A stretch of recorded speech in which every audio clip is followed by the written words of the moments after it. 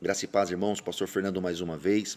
Talvez você tenha visto ou ouvido essa fala circulando esta semana, obviamente no meio da internet, no meio gospel.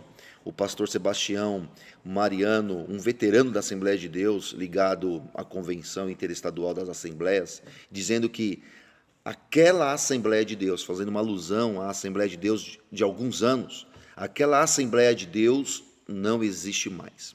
Agora, nós precisamos primeiramente entender o contexto da fala. Ele não estava falando mal da igreja, não estava atacando pessoas e nem, muito menos, decretando aqui uma falência espiritual de uma denominação. O que ele fez, ele foi um lamento, como muitos pastores têm feito.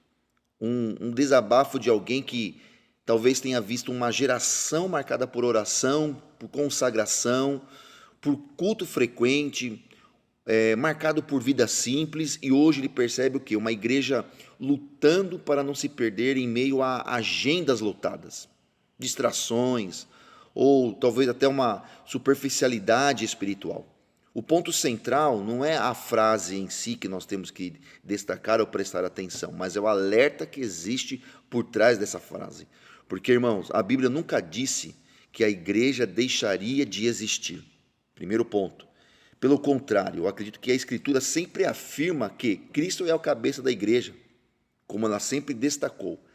Então vamos fazer aqui uma lógica básica. Se Cristo continua vivo, então o corpo, obviamente, não morreu. Pode, talvez, estar cansado, ferido, distraído, mas morto nunca.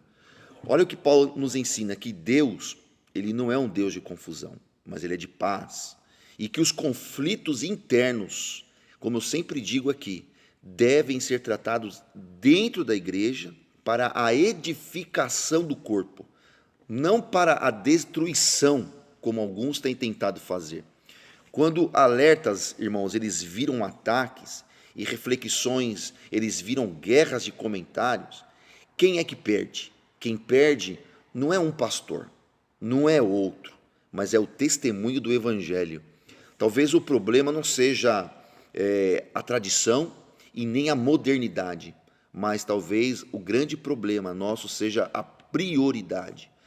Menos nostalgia dos mais velhos, dizendo, aquele tempo foi melhor, aquele tempo tinha mais. Menos nostalgia do passado. O que nós temos que ter mais hoje é o arrependimento presente.